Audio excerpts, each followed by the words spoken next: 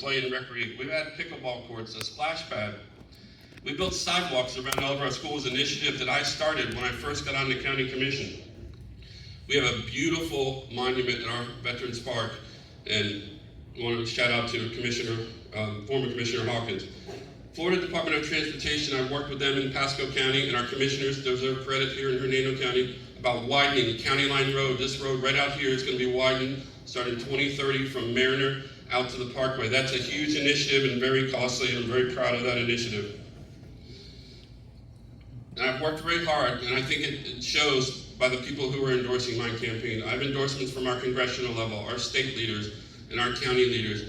And the people that you rely on when you're in most time of need, our first responders, our FOP, and our fire rescue people are endorsing my campaign. And I ask that you endorse my campaign on August 18th and vote for me, Jeff Holcomb, County Commissioner, District 4. Thank you so much. Thank you, candidates. You guys are good to go.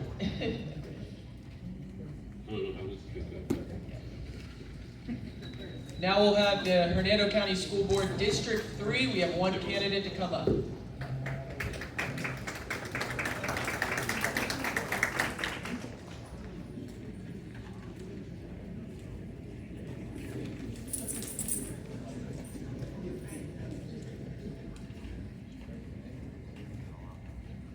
And then you can begin with your 3-minute opening statement whenever you're ready.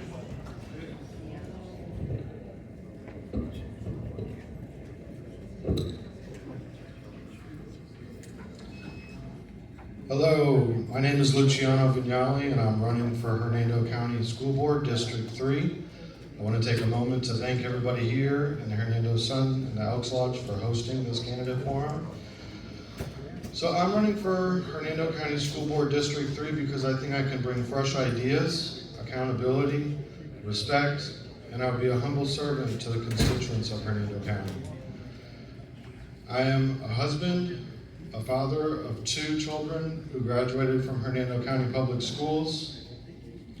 I serve on the vestry of my church, and my background is in human resources and operations. So I would leverage my HR experience to provide the best education possible in an environment where people could feel welcomed, respected, and heard.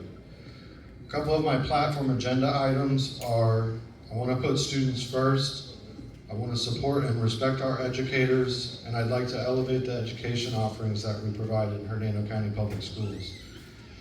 So to put students first, I think we have to remember we have to respect and support our educators, and part of that is not just providing competitive wages, but allowing them to do the job that they're meant to do and respecting them as the professionals in the field.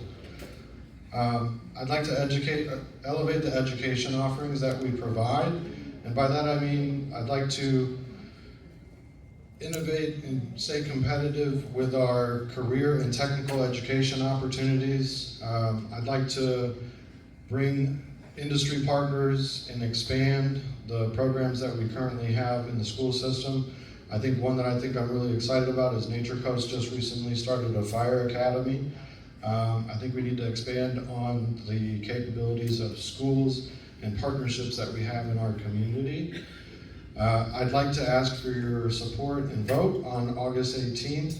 If anybody has any questions, please feel free to reach out to me after the forum. Please feel free to also check out my website, lucianoforschoolboard.com. And thank you so much for being here. I appreciate it. Thank you.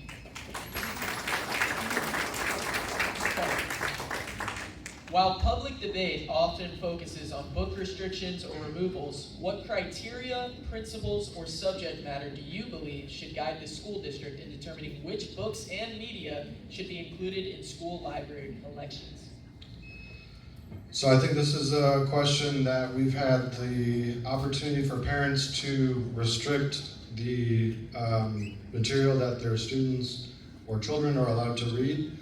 I do believe that we need to address the age appropriateness, the educational value and curriculum relevance of all the books that we provide in the public schools. But I would advocate to listen to the media specialists and the committee review boards. But I think first and foremost, we have to remember that there are forms that have been implemented for a long time and steps that parents can take to restrict the media that they're allowed to provide to their students. Thank you. And given growing concerns regarding student screen time, what is your position on the balance between digital devices and traditional non-digital instruction in the classroom? So I think that there are a lot of district initiatives, and if we step back from the screen time just a touch, that we would be able to allow teachers to do their job of teaching. I think there are a lot of assessments, and we need to allow teachers to teach. And I think that being that you can communicate with your teacher, hopefully that your classroom is not overcrowded, but being able to spend the time with the teacher to learn is a lot more valuable, I think, than being given assignments on a digital platform. Thank you. And lastly, what concrete approaches or incentives would you support within existing budget limits to attract, retain, and support qualified teachers and support personnel? Could you repeat the question? Yes. What concrete approaches or incentives would you support within existing budget limits to attract, retain, and support qualified teachers and support personnel? So I think that I would advocate at the state level as much as I could to provide more competitive wages, because the state is the one that dictates the salaries for teachers. Just recently, this last summer, the budget was closed, and there was supposed to be, I was hoping that it would pass, but there was a budget initiative to pass $1.53 billion for all teachers across Florida, with $200 million of that being for veteran teachers in the classroom, provided that they were in the classroom in Florida, instructional for 10 years. So I would advocate for teacher raises where budgets would allow. I think we need to protect all classroom-facing positions and provide support and develop educational development to retain and allow teachers to continue doing their job and respect them as professionals. Okay. And then now for your 2-minute closing statement. So I just want to say again, thank you for the Hernando Sun for holding this, and the Elks Lodge for hosting it as well, and for everybody being here. I know that it's been just about 2 hours so far, so, and I want to say that I would leverage my HR background experience to provide committees to hopefully provide more support to teachers and listen to the teachers and educators that are on the front line every day. I think it's important to also understand that we have some classrooms that are overcrowded and some that are underutilized. So I think that we should look at those and understand that maybe there are schools that have way less students, but there are some that have way overcrowded classes, and we need to understand that maybe there are possibilities of expanding certain schools in certain districts, but that we also need to make sure we're not overwhelming teachers in classes or in schools where they are overcrowded. So I'd like to provide common sense leadership and do my best to listen to the educators in the county and earn your vote on August 18th. Again, Luciano Vignali for Hernando County School Board, District 3. Thank you.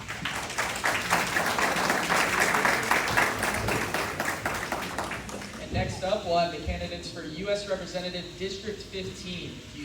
The two of you could please come to the stage. Oh. No, please.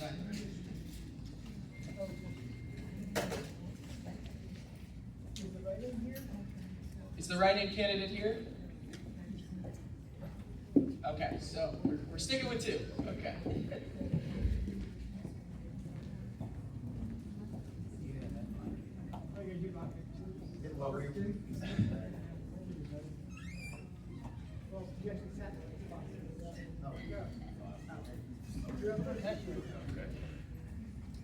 You can start with your 3-minute opening statement whenever you're ready. Okay.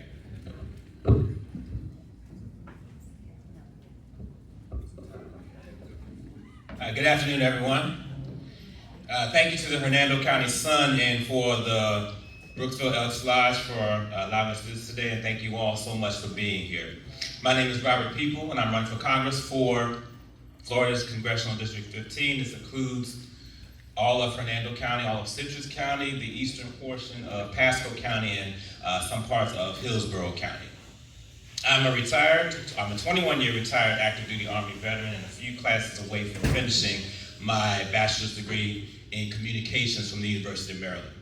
And I'm running for Congress because I have a passion to continue public service. I learned in the Army to always be part of the solution, and that's another reason why I'm looking to help those of you, especially here in Hernando County. The most common issue I've heard throughout the campaign is affordability, and I'm not talking about just in terms of rising costs, but also in salaries remaining stagnant and people not, you all not being paid what you feel you rightfully deserve. And that's what I want to focus on. I want to focus on putting more money in your pockets. And I'm not talking about not in terms of a bone, sometimes we think of it as, or people push back and say, look at these increases of salaries as a bonus, and that's not what it is. It's what you rightfully deserve as a living wage, which I feel everyone is entitled to. To address the concerns of rising costs, the answer cannot be just to keep salaries where they are. It's a lot better to obviously ensure that salaries are at least, you're able to keep pace with, the rising costs, because costs are going to continue going up whether salaries do or not. So salaries need to be going up as well. And taxing the ultra-rich so that the burden is not placed on all of you in here as well. Now, Social Security was addressed early last year, and we've stopped talking about that, but the issue is still there. And there is a vital fund that's going to run out, that's projected to run out in 6 years. And that means a cut of, a lot of people see a cut of 22% to your Social Security. So what I want to propose there is to remove that salary cap so that your Social Security, your money is protected. And Medicare for All is also an important priority. Now, I feel that healthcare is a human right. No one should have to choose tragically, which unfortunately many have had to do, between life and death simply because you can't afford to continue living based on your medical situation. And every rich country in the world has some form of Medicare for All, and we are the richest of them all, so we can absolutely make this happen. Now, those are just a few of my priorities. But as it should be, you all in here will help determine what those other priorities should be. My goal is to be present and not to allow party lines to determine what work I will actually do or who I will show up for. Thank you. Thank you. Okay. And this first question is quite long, so bear with me. Under Section 230 of the Communications Decency Act, online platforms enjoy liability protections originally designed for neutral hosts. However, as these platforms increasingly curate content and exercise significant editorial control, often outpacing traditional media in disseminating breaking news, concerns have been raised regarding their role in the spread of misinformation. Given this evolution from neutral host to active curator, do you believe it is time to reevaluate or reform Section 230 to hold these platforms to a standard of accountability comparable to other media outlets and remove their government-granted advantage over other media? Wow. One more time, please. No, if I'm understanding the question, if you could just let me know if I'm understanding this correctly. Are we looking to, the question is, do I believe in reforming that so that there's better control as far as, controlling misinformation and things like that? So what that question is basically the large media companies have, they're indemnified from libel. So if they defame somebody, it's not a problem. If any other media outlet defames somebody, they can be sued. Facebook can. Okay, so what I believe there is it shouldn't be that should be protected. So in other words, defamation should not be allowed. So that's where I'm as far as that goes. That's I feel like I'm missing more. It's a huge, it seems like a simple answer, but So the company should be held. yes, the company should be held accountable, absolutely. Okay, great. Sorry. And then the next question is, the current atmosphere in DC is quite acrimonious. How would you handle this situation? Would you work across the aisle or concentrate on pushing through your party's objectives?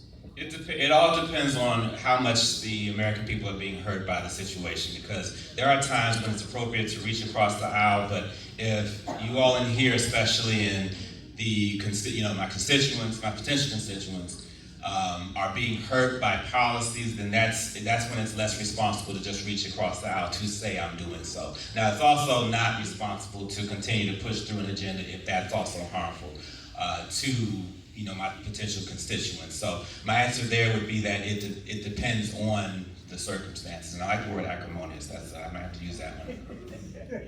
Okay, and last up, there are lots of caucuses in Congress. Which, if any of these caucuses, would you be interested in joining?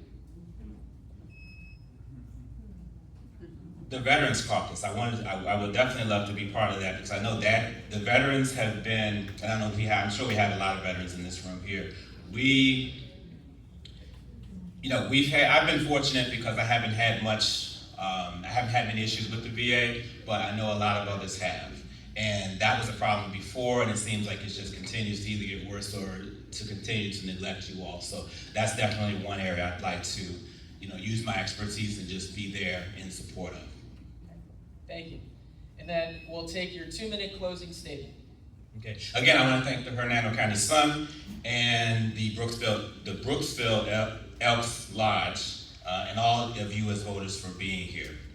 This is, of course, the first step in being connected to your or your potential members of public office, and to allow your voices to be heard. If there's one message I want to leave with all of you in this room, is that no matter my party, nothing in my platform is intended to help Democrats only. That's not by accident. And when I served in the Army, I did not focus on political party. Yes, Democrat is what I'm running as, but as potentially your next representative, I'm going to represent everyone in this room, and I will be very proud to do so. I don't mind answering tough questions, because that's the way we get to the right solutions for all of you here. So please put me to work now and see exactly what you will get from me as your representative. I will not have every answer, so I'm not afraid to say I don't know, because you would rather find that out now. Never mind. Put it through. Is this the closing? You can keep going. Sorry. Okay. I'm sorry. It's better to find out now that I don't know something, rather than when I'm in Washington and you need a critical answer or a critical vote, and that's when you find out I'm not aware. So if I tell you I don't know, please definitely get back with me, and I'll have an answer, a satisfactory answer for you. My cards and information are on the back table. My website is peopleforcongress.com, spelled out just like that. Now, whether you're a Democrat or not, whether you vote for me or not, please vote on August 18th. If you are a Democrat, I ask for your vote in support. If you're not a Democrat and I make it past the primary, I ask that you have an open mind for the general election in November. And remember that I will always advocate for all of you in here to use your voice, even if it is not in support of me. Thank you. Thank you. We have our next candidate to the podium. And then you can begin with your 3-minute statement whenever you're ready. Wonderful, thank you. Good afternoon, everybody. My name is Christopher Irizarry. I'm a native Floridian. Let me bring this down a little bit.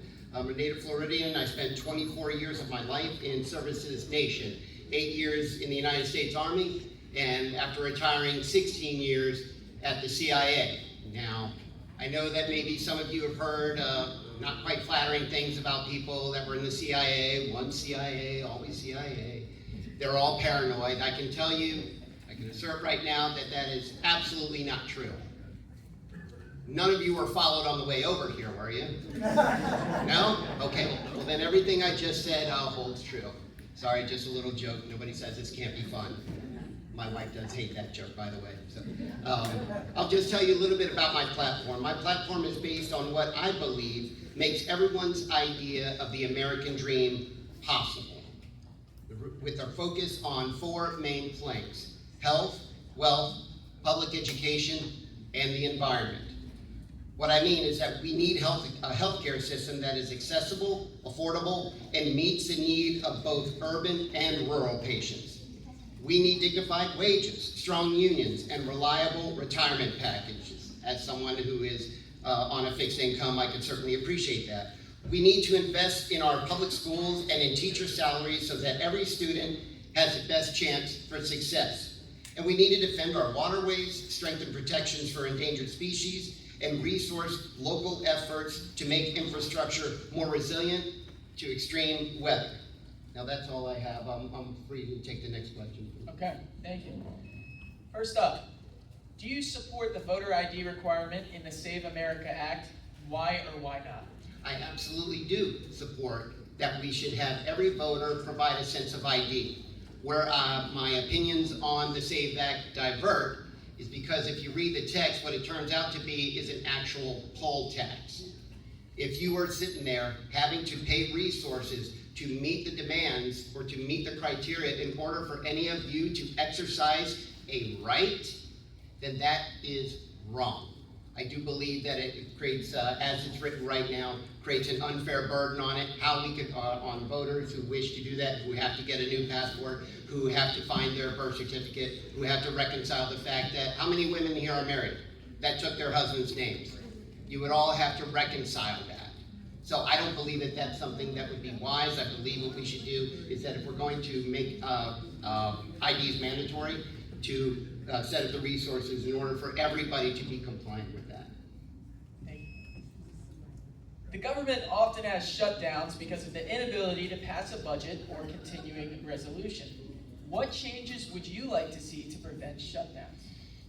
Well, as somebody who has sat through several federal shutdowns and being determined as to whether or not they're essential or not, I can kind of sympathize with those that are really frustrated with our process.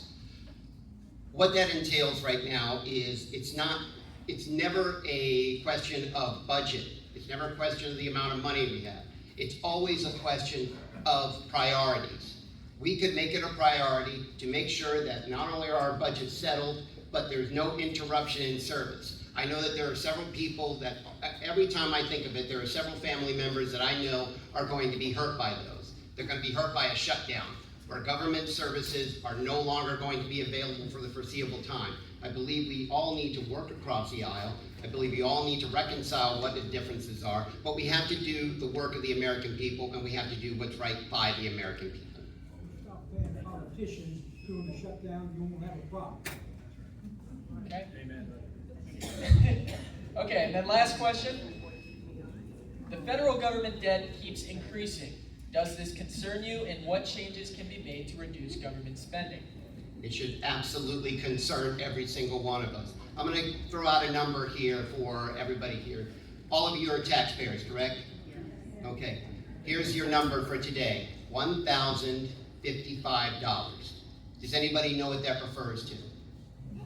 That refers to what every single taxpayer, over 180 million taxpayers in the United States, are now paying for the war in Iran. And that is only going to go up every single day, every single minute. I believe that what we should do is just, if we are concerned about our debt, we absolutely need to get it under control. But again, it falls to earlier what I said. It is a matter of priorities. This is a war and expense that none of us needed. It is a burden that we did not have a say-so on, and there's things like these measures that do need to be stopped. Thank you. Thank you. And for your closing statement, 2 minutes. You can go ahead whenever you're ready. Thank you, thank you. And I want to first begin by thanking the Hernando Sun for this opportunity. Over my years of service, I've been all over the world: the Middle East, East Asia, Central Asia, North Africa, the Balkans, and Europe. I've done everything from bending wrenches on Black Hawk helicopters in the field to supporting and advancing intelligence operations overseas. Those years taught me what it truly means to serve something larger than yourself. It takes duty, it takes discipline, and it takes the ability to operate successfully under strenuous and difficult conditions. For decades, our politicians have chased headlines, created churn, and delivered speeches, but where they've constantly fallen short is in demonstrating a commitment to addressing the issues that shape every one of your lives. We've been conditioned over time to expect less of our representatives, and in doing so, we have sold ourselves short. Well, I'm here to tell you that now is the moment to raise your expectations, you, the voters, my future constituents, to raise the expectations of our elected officials. We have to act and vote accordingly. On August 18th, vote for me as someone who believes the people of Florida 15 deserve more than what they've received from their representatives. Vote for me as someone with the drive and discipline to deliver, and vote for me as someone you, all of you, regardless whether you're Democrat or Republican, can hold me accountable in Washington. Thank you. Thank you, candidates.